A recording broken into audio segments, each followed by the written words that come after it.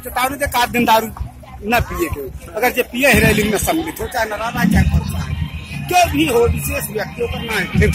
हाँ, ये बात जरूर बोले।